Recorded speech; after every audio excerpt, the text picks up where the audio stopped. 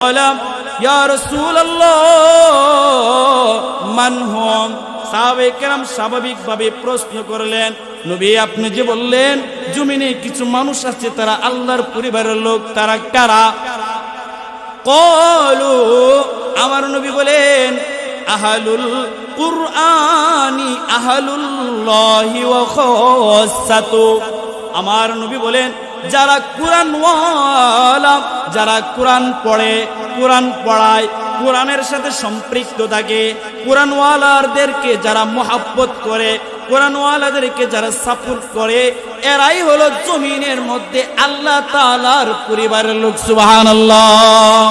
এজন্য আমরা কে কে আল্লাহ তাআলার পরিবারের লোক হতেছে দুই হাত তুলে দেখা। নারে তাকবীর, নারে তাকবীর। আল কোরআনের আলো। আল্লাহ আমাদের সবাইকে কবুল করে সকলে বলে আমিন।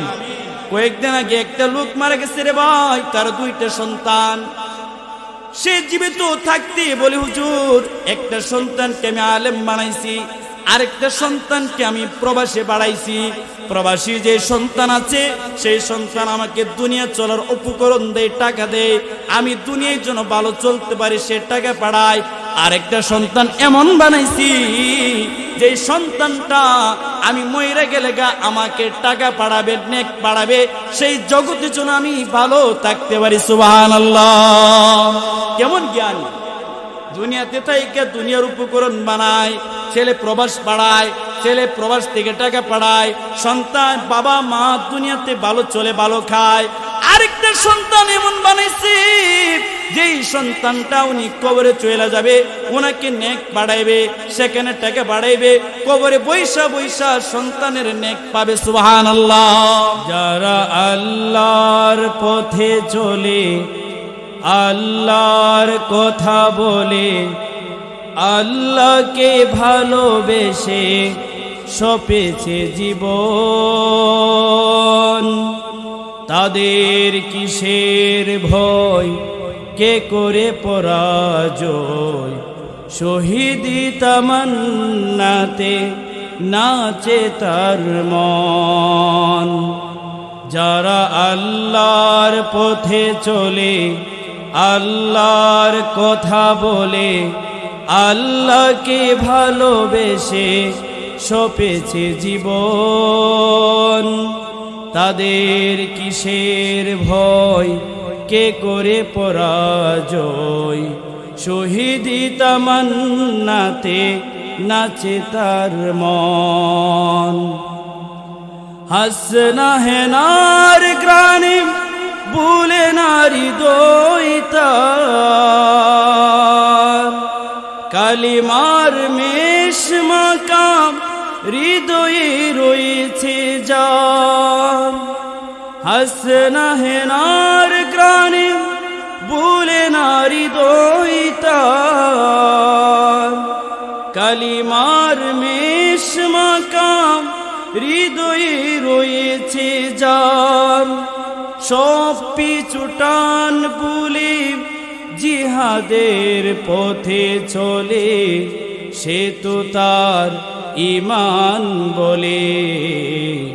যারা আল্লাহর পথে চলে, আল্লাহর কথা বলে, আল্লাহকে ভালোবেসে সপেছে জীবন, তাদের কিসের ভয়, কে করে পরাজয়, শহীদি তামান্নাতে নাচে তার মন। লালসার কাছে কবুল হয় না সে পরাজয়, জীবন বিলিয়ে সে তো জান্নাত করে ক্রয়। ঠিক কিনা বলেন?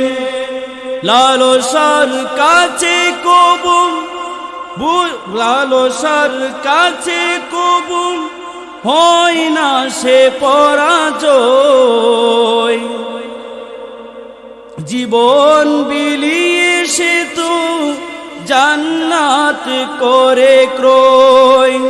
মৃত্যুর মুখোমুখি দাঁড়িয়েও যারা সুখী, মৃত্যুর মুখোমুখি দাঁড়িয়েও যারা সুখী, আসো আজ তাদের দলে।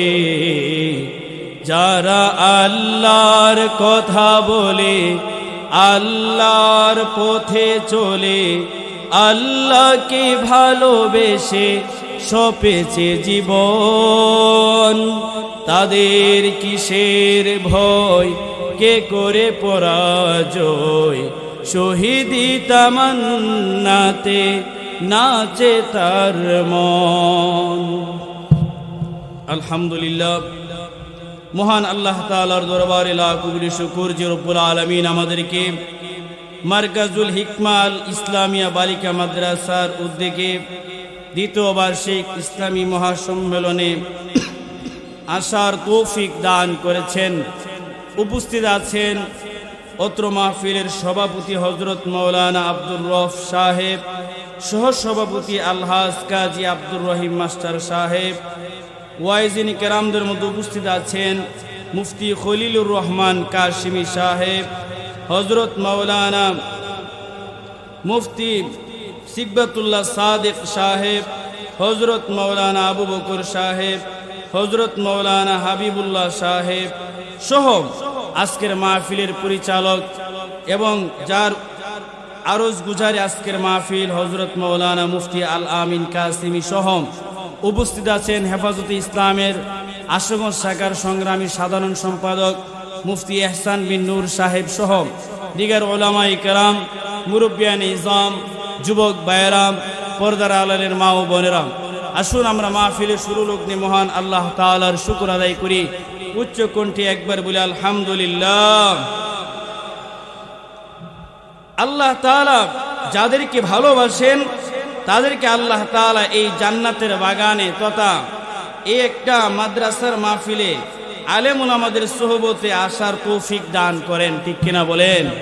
কারণ দেখবেন আল্লাহ দেশের প্রধানমন্ত্রীর বাসভবনে বা প্রধান উপদেষ্টার বাসভবনে যে সে যাইতে পারে না। প্রধান উপদেষ্টা যাকে ভালোবেসে, যাকে আসার পারমিশন দেয়, সেই প্রধান উপদেষ্টার বাসায় যেতে পারে। ঠিক এই নবীর বাগানের মাহফিলে অনেক মানুষ আশপাশে আছে, প্যান্ডেলের ডাইনে বামে পূর্ব পশ্চিমে, তারা আসতে পারবে না।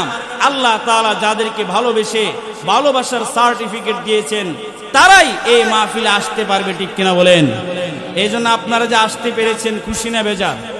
খুশির আনন্দ উচ্চ কণ্ঠে একবার বলি আলহামদুলিল্লাহ। আসলে আমি বয়ান করার জন্য বসি নাই, আমি আপনাদের এলাকার সন্তান, দোয়া নেওয়ার জন্য বসেছি।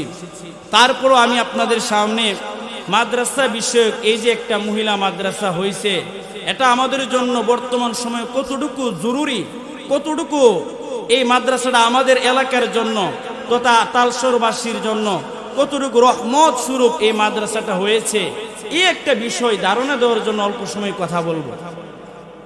আসলে বর্তমান ইহুদি আর খ্রিস্টানেরা তারা সবচেয়ে বেশি যেই জিনিসের প্রতি টার্গেট করে আমার আপনার ঈমান হরণ করতে, তা হলো মাদ্রাসাগুলোর উপর, কোরআনের শিক্ষার উপর। কারণ কোরআনের শিক্ষা যদি বিনষ্ট করা যায় তখনই তাদের উদ্দেশ্য বাস্তবায়ন হবে। দেখবেন যাদের ভিতরে কোরআনের শিক্ষা নাই, সে নিজেকে মসজিদে যেতে হবে সে এটা মনেও করে না, এমন যুবক আছে না নাই? সে মসজিদে যাবে এই দায়বদ্ধ তার কাছে নাই, কিন্তু মাশাআল্লাহ পাশে আরেকটা যুবক সে মাদ্রাসা পড়ছে, পাশে আরেকটা যুবতী সে মাদ্রাসায় পড়েছে।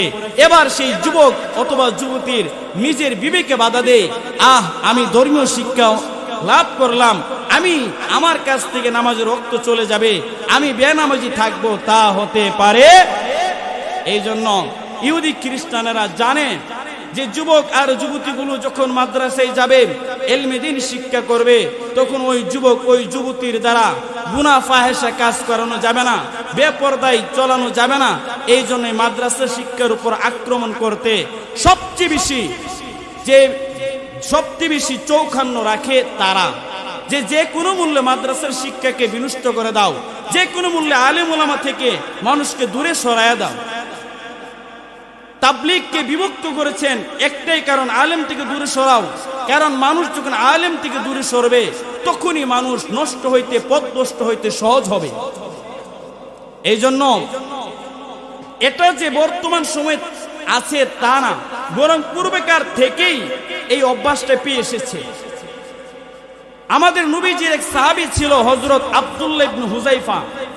সে আব্দুল্লাহ ইবনে হুযায়ফা তিনি উমর রাদিয়াল্লাহু তাআলা আনহুর জামানায় সবচেয়ে যে কয়েকজন সাহাবী সবচেয়ে পণ্ডিত আলেম ছিলেন, তন্মধ্যে একজন ছিলেন এই হযরত আব্দুল্লাহ ইবনে হুযায়ফা। এই আব্দুল্লাহ ইবনে হুযায়ফাকে হযরত উমর রাদিয়াল্লাহু তাআলা আনহু মিশর রোম দেশে পাঠাইছেন, যাও রোমের দেশের মধ্যে তুমি ইসলামের দাওয়াত দাও, কালিমার দাওয়াত দাও, সেখানে তুমি দ্বীন প্রচার করো, মুসলমান যারা হবে তাদেরকে তুমি ফিকহ শিখাইবা, ইসলামী আদব কায়দা শিখাইবা, ইসলামী জ্ঞান তুমি তাদেরকে শিক্ষা দিবা। হযরত আব্দুল্লাহ ইবনে হুযায়ফা রাদিয়াল্লাহু তাআলা আনহু তিনি হযরত উমর রাদিয়াল্লাহু তাআলা আনহুর পারমিশন নিয়া হযরত আব্দুল্লাহ ইবনে হুযায়ফা রাদিয়াল্লাহু তাআলা আনহু তিনি রোমের দিকে যাইতেছিলেন। যাইতে যাইতে রোম দেশে প্রবেশ করবে, দেখবেন দেশের মধ্যে বর্ডার আছে, বর্ডারের মধ্যে বর্ডার গার্ড থাকে। রোমের বাদশাহ ছিল, তার নাম হিরাক্লিয়াস। হিরাক্লিয়াস রোমের এই দেশের সীমান্তের মধ্যে বর্ডার গার্ড তৈরি করেছেন, গার্ড রেখেছেন খ্রিস্টানদেরকে। এই খ্রিস্টানেরা হযরত আব্দুল্লাহ ইবনে হুযায়ফা সহ অনেক সাহাবীদেরকে আটকাইছে, বন্দী করেছে। আব্দুল্লাহ ইবনে হুযায়ফাকে এবার এই গার্ড ওয়ালারা রোমের বাদশা হিরাক্লিয়াসের কাছে নিয়ে গেছে। হিরাক্লিয়াস তিনি জানতেন যে এই আব্দুল্লাহ ইবনে হুযায়ফা তিনি হলেন মুসলমানদের মধ্যে একজন পণ্ডিত আলেম, যেন তেন সাহাবী নয়, সাধারণ কোন সাহাবী নয়। নবীজির যতগুলো আমলের কথা বলেছেন, যতগুলো আয়াত আল্লাহ তাআলা দুনিয়াতে পাঠাইছেন, যে সমস্ত আয়াত ও হাদিস পাওয়া গেছে, এই সমস্ত হাদিসের উপর যে সমস্ত সাহাবীরা সবচেয়ে বেশি বুঝতেন, তন্মধ্যে একজন ছিল আব্দুল্লাহ ইবনে হুযায়ফা। হিরাক্লিয়াস বাদশাহ আব্দুল্লাহ ইবনে হুযায়ফাকে বলতেছে, আরে আব্দুল্লাহ ইবনে হুযায়ফা, তোমাকে আমি আবদার করতেছি, তুমি আমাদের খ্রিস্টান ধর্মে চলে আসো। তুমি তোমার মতো জ্ঞানী ব্যক্তি যদি আমাদের দলে চলে আসো, তাহলে আমাদের খ্রিস্টান দলটা চাঙ্গা হয়ে যাবে, মুসলমান দলটা একটু নিম্নে চলে যাবে। শোনো, তুমি যদি আমাদের খ্রিস্টান দলে চলে আসো, জানো তোমাকে কি দিবে জানো? আমার রোমের মধ্যে একটা প্রদেশ আছে, সেই প্রদেশের বাদশা তোমাকে বানায় দিব। শুধু তাই নয়, আমার সুন্দরী যুবতী একটা মেয়ে আছে, তোমাকে আমি খুশি হইয়া আমার মেয়েটাকে তোমার কাছে বিবাহ দিব। যদি তুমি আমার মেয়েকে বিবাহ করো, আমার কোনো সন্তান নাই, ভবিষ্যতে তুমি রোমের বাদশা হয়ে যাইবা। তুমি যা চাও আমি তোমার পায়ের সামনে তাই দিব, শুধুমাত্র তুমি মুসলিম ধর্ম ছেড়ে আমাদের খ্রিস্টান ধর্মে চলে আসো। নাউজুবিল্লাহ বলে হযরত আব্দুল্লাহ ইবনে হুযায়ফা বলেন, ইয়া হিরাকলু ওয়াল্লাহি লাউ উরিদত আলাইয়াদ দুনিয়া কুল্লাহা মা তারাকতু দীন মুহাম্মাদিন মা তারাকতু। হে হিরাক্লিয়াস, ওয়াল্লাহি আল্লাহর কসম, তুমি তো শুধুমাত্র রোমের প্রদেশের একটা প্রদেশের রাজা বানাইবার অফার করেছো। হে হিরাক্লিয়াস, তুমি যদি এই পৃথিবীর পূর্ব থেকে পশ্চিম, উত্তর থেকে দক্ষিণ তামাম পৃথিবীটা আমার পায়ের সামনে তুলে ধরো, তারপর আমি আমার নবীর ধর্ম থেকে দূরে সরে যাব না। সুবহানাল্লাহ। হিরাক্লিয়াস বাদশা বলে, বুঝছি তোমাকে এভাবে শায়েস্তা করা যাবে না, তোমাকে লোভ দেখে তোমার ঈমান নষ্ট করা যাবে না। এবার সিদ্ধান্ত করলেন, হে আব্দুল্লাহ ইবনে হুযায়ফা, তোমাকে এই মুহূর্তে শুলিতে চড়ানো হবে। আব্দুল্লাহ ইবনে হুযায়ফা হাসে, কি ব্যাপার হাসো কেন? তুমি কি নিজের জানের প্রতি মায়া নাই? আব্দুল্লাহ ইবনে হুযায়ফা বলে, এ হিরাক্লিয়াস, ফাঁসি ঝুলাইবা, এটা আমার শরীরে আঘাত লাগবে, আমার শরীর কষ্ট পাবে, এই কষ্টের বিনিময়ে আমার রূহটা সরাসরি আল্লাহর তৈরি জান্নাতে চলে যাবে। সুবহানাল্লাহ। তোমার কারণে রূহ জান্নাতে যাবে, এর চাইতে আনন্দের কি আছে? এবার হিরাক্লিয়াস বাদশা বলে, না না, তোমার রূহটাকেও পুরাইতে হবে, তোমার রূহটাকেও শেষ করতে হবে। গাদাই বুঝছে কি, এবার ফাঁসির এই সিদ্ধান্ত পরিবর্তন করছে। পরিবর্তন কইরা বিশাল বড় একটা কড়াই আনছে, কড়াইয়ের মধ্যে তেল ঢালছে। তৈল যখন উত্তপ্ত হয়ে গেছে, এবার আব্দুল্লাহ ইবনে হুযায়ফাকে বলে, আব্দুল্লাহ ইবনে হুযায়ফা, ঈমান ছেড়ে দাও, আমার কথা মানো, তাহলে তোমাকে ছেড়ে দিব। যদি তুমি না মানো, তাহলে তোমাকে এই গরম তেলের মধ্যে ছেড়ে দিব। আব্দুল্লাহ ইবনে হুযায়ফা বলে, আমার দ্বারা সম্ভব না। এরপরে হিরাক্লিয়াস বাদশা কয়েকজন সাহাবীকে দইরা গরম তেলের মধ্যে ছাইড়া দিছে। ছাইড়া দেওয়ার পরপরই আব্দুল্লাহ ইবনে হুযায়ফা এবার হাউমাউ করে কাঁদতেছে। হাউমাউ করে কাঁদার পরে হিরাক্লিয়াস বাদশা বলে, হে আব্দুল্লাহ ইবনে হুযায়ফা, মনে হয় তুমি তোমার নিজের জানের জন্য কাঁদতেছ। বুঝছো যে আমি তোমাকে শাস্তি দিব, এটা নিশ্চিত। যেহেতু তোমার সামনে কয়েকজন সাহাবীকে গরম তেলের মধ্যে ফেলে দিয়েছি, তুমি তো বুঝছো যে তোমাকে মেরে ফেলবো। বুঝছি তুমি তোমার জীবনের জন্য, নিজের জানের জন্য মায়া লেগেছে, এই জন্য কাঁদতেছ। আব্দুল্লাহ ইবনে হুযায়ফা বলেন, ইয়া হিরাক্লিয়াস, লাকিন্নী আবকাইতু ওয়ালাকিন্নী বাকাইতু লিআন্না লি নাফসান ওয়াহিদান ওয়া কুনতু আওয়াদ্দু আইয়াকুনা লি মিআতা নাফস। আব্দুল্লাহ ইবনে হুযায়ফা বলে, হে আল্লাহর দুশমন, আবার নবীর দুশমন হিরাক্লিয়াস, রোমের বাদশা, আমি আমার নিজের জানের জন্য কাঁদতেছি না, আমি কাঁদতেছি আল্লাহ তাআলা আমাকে একটা জান দিছে। এই একটা জান এই মুহূর্তে এই গরম তেলের মধ্যে দিয়া দিব। আমি কাঁদতেছি, আল্লাহ যদি আমাকে 100টা জান দিত, আর আমি আমার 100টা জান ঈমানের জন্য, আল্লাহর জন্য, আমার নবীর জন্য এই গরম তেলের মধ্যে দিতে পারতাম, দিতে পারতেছি না 100 জান, এই জন্য কাঁদতেছি। সুবহানাল্লাহ। পাশ থেকে আরেক পাদ্রী বলে, ও রোমের বাদশা হিরাক্লিয়াস, এভাবে তুমি মুসলমানদেরকে পরাজয় করতে পারবে না। যদি মুসলমানদেরকে পরাজয় বানাইতে চাও, মুসলমানদের ঈমানকে দুর্বল বানাইতে হবে। মুসলমানদের ঈমান দুর্বল হবে গুনার দ্বারা। বলেন কিসের দ্বারা?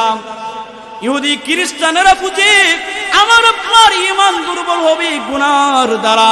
এবার এক খ্রিস্টান পাদ্রী রোমের বাদশাকে পরামর্শ দেয়, একে গুনাহ করান।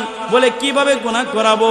বলে একে একটা রুমের মধ্যে আটকায় রাখেন, পাশাপাশি রুমের মধ্যে একটা মেয়ে দেয়া দেন, যুবতী মেয়ে, পাশাপাশি রুমের মধ্যে হারাম খাবার দিয়া দেন, শুকরের গোশত দিয়া দেন, মদ দিয়া দেন, হারাম খাবার দিয়া দেন। যুবক খিদার তাড়নায় এই হারাম খাবারগুলো খাবে, শুকরের গোশত খাবে, পানির পিপাসায় মদ পান করবে। শুধু তাই নয়, যখন তার সামনে একলা রুমে রূপসী সুন্দরী মেয়েটা থাকবে, তখন তার সাথে সে খারাপ কাজ করবে। খারাপ কাজের বদৌলতে তার ঈমান দুর্বল হয়ে যাবে। তখন যদি তাকে খ্রিস্টান হওয়ার অফার করেন, দেখবেন সে সাথে সাথে খ্রিস্টান হয়ে যাবে। নাউজুবিল্লাহ বলি। ঠিক ঠিক আব্দুল্লাহ ইবনে হুযায়ফাকে একটা ঘরে আটকাইছেন সাহাবী রাসূল। আব্দুল্লাহ ইবনে হুযায়ফা একটা ঘরের মধ্যে আটকায় রাখছে, পাশাপাশি একজন সুন্দরী রূপসী মেয়েকে করে দিছে। 3 দিন এই ঘরের মধ্যে একসাথে থাকছে। খাবার হিসেবে শুধুমাত্র শুকরের গোশত দিছে, খাবার হিসেবে শুধুমাত্র শরাব দিছে, মদ দিছে। 3 দিন পর মেয়ে ঘরতে বাইর হইছে। বাইর হইয়া বাদশার সামনে রিপোর্ট জানাইতেছে, বাদশাহ আপনি আর সালতানি ইলা বাশারিন আও ইলা হাজারিন। ও বাদশাহ, আপনি আমাকে কার কাছে পাঠাইছেন? এ কি মানুষ নাকি পাথর? এই 3 দিন একদিনও আমার দিকে তাকায় দেখে নাই। এই 3 দিন আমি হারাম খাবার খাই, কিন্তু 3 দিনে একদিনও সে হারাম খাবার খায় না।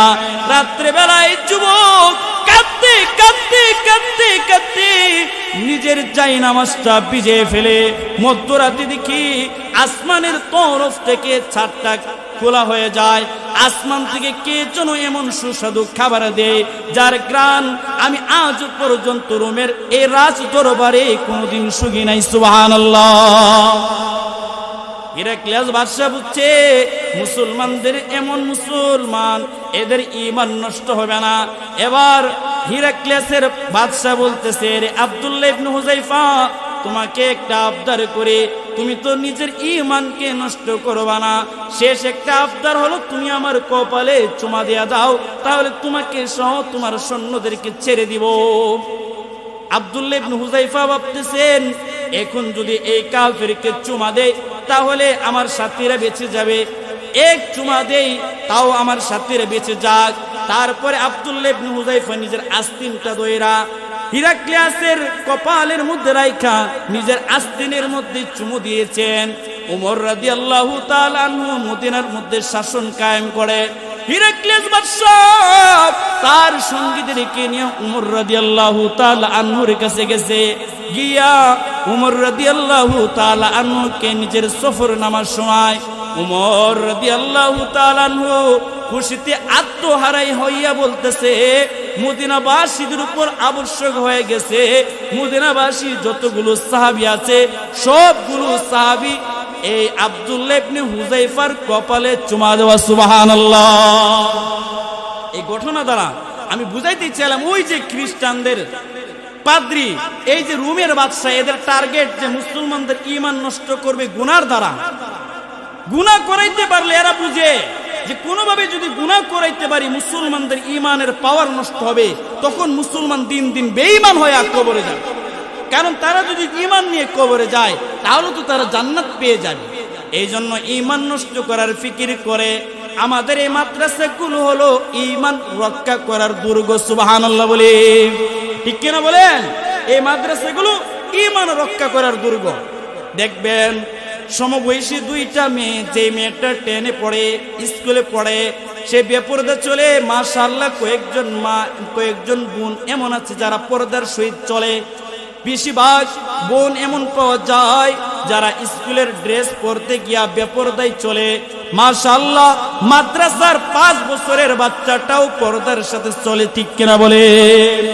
এটা মাদ্রাসার শিক্ষা। এই জন্য ইহুদি খ্রিস্টানরা মাদ্রাসাকে বন্ধ করতে চায়। জামে হযরত সুনানে আবু দাউদের 215 নম্বর হাদিস, হাদিসের বর্ণনাকারী হযরত আনাস ইবনে মালিক তিনি বলেন, একবার নবী করিম সাল্লাল্লাহু আলাইহি ওয়াসাল্লাম সাহাবাদের সামনে বয়ান করতেছেন, ইন্না লিল্লাহি আহলিনা মিনান নাস। আমার নবী সাহাবীদের সামনে বয়ান করে বলেন, হে সাহাবারা শুনো, জমিনের মধ্যে এমন কিছু মানুষ আছে তারা দেখতে শুনতে মানুষ, কিন্তু তারা সরাসরি এই জমিনের মধ্যে থাইকেও আল্লাহ তাআলার পরিবারের লোক। সুবহানাল্লাহ। আল্লাহ তাআলার কাছের লোক, আল্লাহ তাআলার পরিবারের লোক। আচ্ছা, আপনি যদি চেয়ারম্যানের পরিবারের লোক হন কেমন হবে? কথা বলে না আরে মিয়ার বাপটা এরকম, তাও সরোজে থাকুন জীবনের কথায়। চেয়ারম্যানের পোলা, মেম্বারের পোলা, আর যদি বারে এমপির পোলা, সারসে কাম, যদি প্রধানমন্ত্রীর পোলা হয় এর তো চেনাই যাইব না। মুহতারাম হাজিরিন, আমার নবী একদিন সাহাবীদের সামনে বলতেছেন, জমিনের মধ্যে অনেক মানুষ রয়েছে, তার মধ্যে এমন কিছু মানুষ রয়েছে যারা আল্লাহ তাআলার পরিবারের লোক, খাস ব্যক্তি। সাহাবায়ে কেরাম নতুন কিছু শুনলেই নবীকে প্রশ্ন করতেন, নবী বিষয়টা বুঝিয়ে বলেন। ক্বালা ইয়া রাসূলুল্লাহ মান হুম। সাহাবায়ে কেরাম স্বাভাবিকভাবে প্রশ্ন করলেন, নবী আপনি যে বললেন জমিনে কিছু মানুষ আছে তারা আল্লাহর পরিবারের লোক, তারা কারা? ক্বালু, আমার নবী বলেন, আহলুল কুরআনি আহলুল্লাহি ওয়া খাসাতু।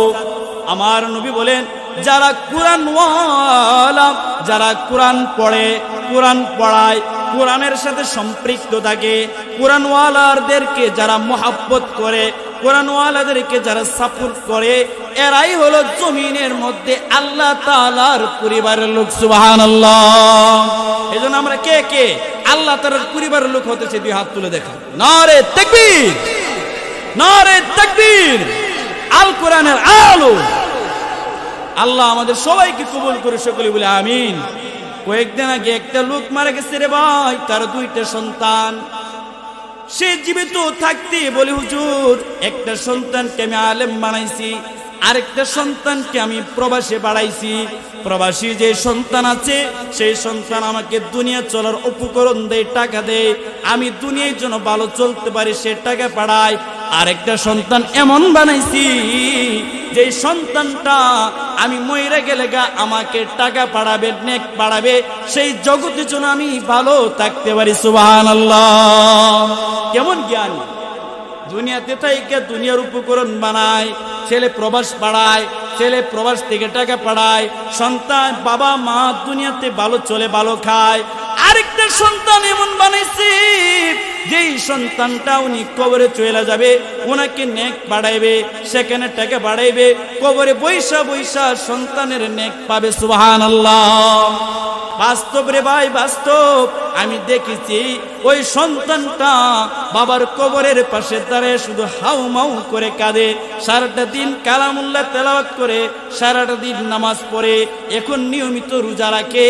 এই যে একটা কাজ, এমন একটা সন্তান সে বানায় গেছে, এই জন্যই পাইতেছে।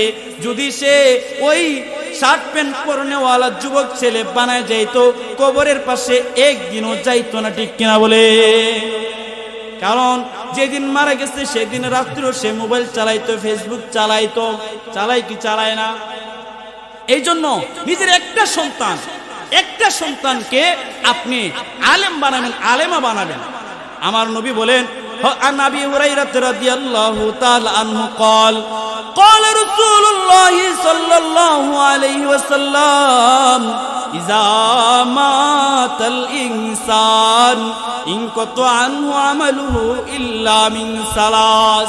যখন মানুষগুলো মারা যায় তখন তার আমলের দরজা বন্ধ হয়ে যায়। আমি আপনি এশায়ের নামাজ পড়েছি, এশা এর সওয়াব পেয়েছি। যেই ব্যক্তিরা আজকে দিনের বেলা মারা গিয়েছে, এশা এর নামাজ পড়তে পারে নাই, বলেন সে কি এশা এর সওয়াব পাবে? সে তো এশা এর সওয়াব পাবে না। আমি আপনি নামাজ পড়েছি, এশা এর সওয়াব পাবো। আমার নবী তাই বলে, মানুষ যখন মারা যায় তার আমলের দরজা বন্ধ হয়ে যায়, তার কবরে সে আর তার আমল নামার মধ্যে কোনো আমল যোগ হবে না, ইল্লা মিন সালাস। কিন্তু তিনটা আমল এমন আছে যে আমলটা সে কবরে শুয়ে থাকবে, তারপর তার কবরে তিনটা আমলের সওয়াব যাবে। সুবহানাল্লাহ। ইল্লা মিন সাদাকাতিন জারিয়া। এক নাম্বার হলো সদকায়ে জারিয়া, দান দুই প্রকার, একটা সাধারণ দান আর একটা সদকায়ে জারিয়া দান। সাধারণ দান হলো আপনি একটা মানুষকে খাবার খাওয়াইলেন, জিয়াফত করে খাওয়াইলেন, এটা সাধারণ দান। যখন খাওয়াইছেন তখন সব, খানা শেষ সব শেষ, এই সব আর স্থায়ী থাকবে না। আরেকটা দান রয়েছে এমন, যেটা হলো সদকায়ে জারিয়া। আপনি বেঁচে থাকেন বা মারা যান, আপনি বেঁচে থাকলেও সওয়াব পাবেন, মারা গেলেও কবরে বৈশা সওয়াব পাবেন। সেই দানটা হলো আপনি মাদ্রাসা বানাইছেন, মসজিদ বানায় গেছেন, রাস্তাঘাট বানায় গেছেন, যার মাধ্যমে মানুষ উপকৃত হয়। মাদ্রাসা বানাইছেন, মাদ্রাসা কইরা গেছেন, এই মাদ্রাসার মধ্যে যতদিন আল্লাহর কালাম পড়বে, যতগুলো ছাত্র হাদিস পড়বে, যতদিন এই মাদ্রাসার মধ্যে আমল হবে, এর একটা সওয়াবের ভাগ আপনার কবরে পৌঁছে যাবে। সুবহানাল্লাহ। তাহলে আমরা দান করব কোনটা? সাধারণ দান করব নাকি পাওয়ারশীল যেই দান সদকায়ে জারিয়া করব? সদকায়ে জারিয়া করব। অনেক মানুষ বুঝে না, জিয়াফত করে। আরে ভাই, জিয়াফত করলে 1 লাখ টাকা খরচ করে খাওয়াইছো শেষ, এমন হয় জিয়াফত করেছে ঠেলাঢিলির কারণে মানুষ বদদুয়া দিয়ে যায়। বাবার জন্য জিয়াফত করে, খাবার করে, এই মানুষগুলো খাইতে না পাইরা বদদুয়া দিয়ে যায়। এই 1 লক্ষ টাকা দিয়ে যদি আপনি মাদ্রাসার জমি ক্রয় করে দিতেন, মাদ্রাসার পোলাপানগুলো মেয়েগুলো পড়তো, যতদিন পড়া চলবে ততদিন আপনার বাবা মায়ের কবরে সওয়াব যাবে। সুবহানাল্লাহ। জন্য দান দুই প্রকার, তন্মধ্যে সবচেয়ে সেরা দানের নাম হলো সদকায়ে জারিয়া। নবী বলেন সদকায়ে জারিয়ার সওয়াব যাবে। 2 নাম্বার হলো আউওয়ালাদিন সলিহিন ইয়াদউলা, সন্তান রেখে গিয়েছেন। প্যারা নবী বলেন যাদের দুনিয়াতে নেককার সন্তান আছে, আলেম বানাইছে, এই নেককার সন্তান সে দুনিয়াতে যত আমল করবে সকল আমলের একটা ভাগ তার মা বাবার কবরে যাবে। সুবহানাল্লাহ। পাশাপাশি যদি আপনার সন্তান দুনিয়াতে আপনার মৃত্যুর পরে গুনার কাজ করে, ডেক্স বাজাইছে, বাউল গানের আসর জমাইছে, ইয়াবা খাইছে, নারী নিয়ে ফুর্তি করছে, মোবাইলে অশ্লীল ভিডিও দেখছে, যদি সে আপনার সন্তান আপনার মৃত্যুর পরে গুনার কাজ করে, এর একটা ভাগও আপনার কবরে যাবে, সেখানে এর জন্য আপনাকে শাস্তি দিবে। কেন আপনি আপনার সন্তানটাকে মানুষ করলেন না, আল্লাহওয়ালা বানাইলেন না? সুফল যেমন বিপরীত তো থাকবে, রাত যেমন দিন আছে না নাই, রাতের বিপরীত দিন আছে, সকালের বিপরীত বিকাল আছে, সওয়াবের বিপরীত গুনাহ আছে। সন্তান নবী বলে নেককার সন্তান রাইখা যাও, আর এই নেককার সন্তান বানানোর ফ্যাক্টরি হলো এই মাদ্রাসা। ঠিক কিনা বলে? আমাদের ব্রাহ্মণবাড়িয়ার বড় হুজুর আল্লামা নুরুল্লাহ রহমতুল্লাহ আলাইহি বলতেন, আজকে যিনি আমাদের মাহফিলের প্রধান বক্তা মুফতি সিকবাতুল্লাহ নূর সাহেবের আব্বা, তিনি বলতেন যে যেই মেয়েটা স্কুলে পড়েও অনেক আমলওয়ালা দেখা যায়, অনেক আদবওয়ালা দেখা যায়, এই মেয়েটা যদি মাদ্রাসায় পড়তো এই জামানার রাবিয়া বুসরি হইতো। সুবহানাল্লাহ বলি। আর যে মেয়েটা মাদ্রাসায় পড়ে উল্টাপাল্টা করে, এ যদি স্কুলে পড়তো এ যুগের সবচেয়ে বড় ব্যবসা তাসলিমা নাসরিন হইতো। ঠিক কিনা বলেন? এই জন্য মাদ্রাসায় পড়ানো হালকা কিছু বাদ গেল, মাশাআল্লাহ অনেক ঠিক আছে। এই জন্য মুহতারাম মুসল্লিয়ানে আরাম, আমি আপনাদের কাছে অনুরোধ করব, এই যে একটা মাদ্রাসা, মুফতি আল আমিন কাসিমি সাহেব অনেক নম্র একজন মানুষ, ভালো মনের মানুষ, সাদা মনের মানুষ, আপনারা তাকে সাপোর্ট দিবেন, পারবেন তো ইনশাআল্লাহ? যদিও আজকে আমি বক্তা, তারপরে নিয়ে মাদ্রাসায় সবসময় সাপোর্ট দিয়ে যে আজকের মাহফিলের জন্য আমি আমার পক্ষ থেকে কিছু শরীক থেকেছি, আপনারাও থাকতে পারবেন তো ইনশাআল্লাহ?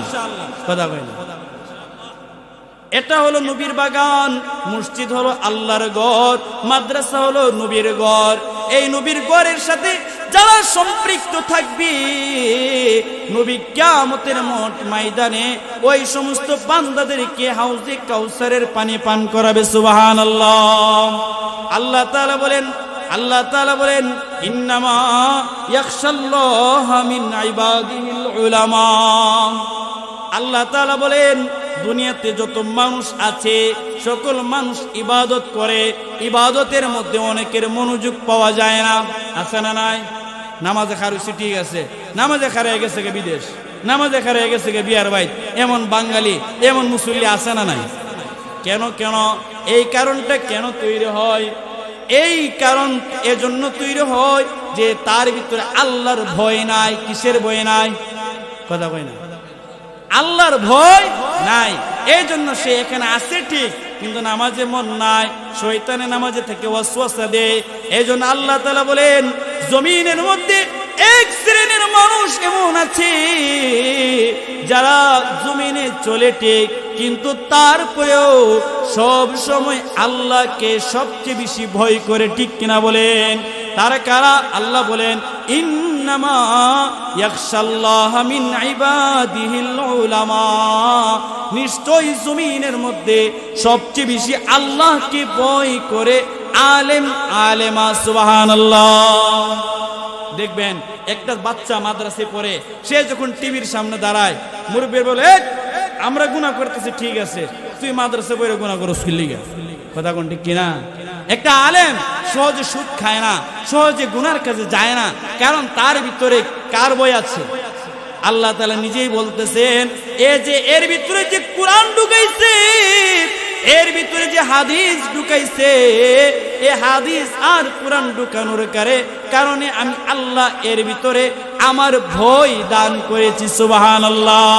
এজন্য আর রহমানের মধ্যে বলেন মান খাফা মাকামা রাব্বিহি জান্নাতান, যাদের ভিতরে ভয় আছে, যাদের ভিতরে আল্লাহর ভয় আছে, ওই সমস্ত বান্দারা আল্লাহ তাআলা ওই সমস্ত বান্দাদেরকে দুইটা জান্নাত দান করবে সুবহানাল্লাহ। জান্নাতান, স্বাভাবিক আমলওয়ালা সে একটা জান্নাত পাবে, আর যার ভিতরে আল্লাহর ভয় আছে ওই বান্দারা দুই জান্নাত পাবে। কাদের ভিতরে ভয় আছে? আল্লাহ তাআলা কোরআনের মধ্যে নিজেই বলতেছেন, যারা আলেম আলেমা এদের ভিতরে আল্লাহ তাআলার ভয় রয়েছে সুবহানাল্লাহ। এই জন্য আমি আমার সন্তানটাকে আলেম বানাবো। নবী বলেন, উম্মত আলেম হোক, উম্মত আলেম হোক। আলেম হইতে পারলা না, সন্তানটার একটু আলেম বানাও। উম্মত তুমি তোমার সন্তানকে আলেম বানাইতে পারছো না, ওসিয়ত কইরা যাও তোমার নাতিটাকে যেন, তোমার পুতিটাকে যেন মাদ্রাসায় পড়ায়, আলেম যেন বানায়। উম্মত তাও পারলা না, 4 নম্বর কাজ হলো, 3 নম্বর কাজ হলো আলেমকে মোহাব্বত করবা, আলেমের সহযোগী হইবা। মুফতি আলামিন কাসিমিকে জিজ্ঞাসা করবেন, হুজুর মাদ্রাসায় কিছু লাগবে নি, খাতা কলম লাগবে নি, ছাত্র ছাত্রীদের কোনো কিছু লাগবে নি, সহযোগী হবেন।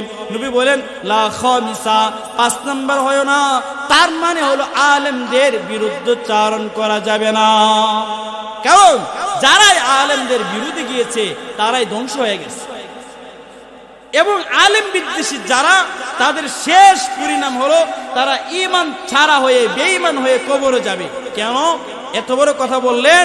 কারণ নবী বলেন যে আল আম্বিয়া সুম্মাল উলামা, আমার নবী বলেন দুনিয়াতে উম্মত তুমি নবী পাইবা না, কিন্তু দুনিয়াতে নবীদের ওয়ারিস পাইবা, তারা হলো জমিনের আলেমগণ সুবহানাল্লাহ। নবীর ওয়ারিস তারা। এই নবীর ওয়ারিসের সাথে যারা বিরুদ্ধচারণ করবে, যারা বেয়াদবি করবে, এদের জীবনটা শেষ হয়ে যাবে, বেঈমান হয়েও কবরে যাইতে পারে। এই জন্য সম্মানিত এলাকাবাসী, আমাকে সময় দিয়েছিল 9টা 20 মিনিট, এই জন্য আমি ওইভাবেই কথা বলতেছিলাম। আর 10 মিনিট বেড়ে গেছে। যা কিছু বললাম, যদি বলতে গিয়ে কোনো ভুল কিছু বলে থাকে, সব আমার পক্ষ থেকে। যদি সঠিক কিছু বলে থাকি, সব আল্লাহ তাআলার পক্ষ থেকে। যা কিছু বললাম, আল্লাহ তাআলা আমাকে সহ আপনাদের সবাইকে আমল করার তৌফিক দান করুন। সকলে বলে আমিন। ওয়া আখিরু দাওয়ানা আলহামদুলিল্লাহি রাব্বিল আলামিন।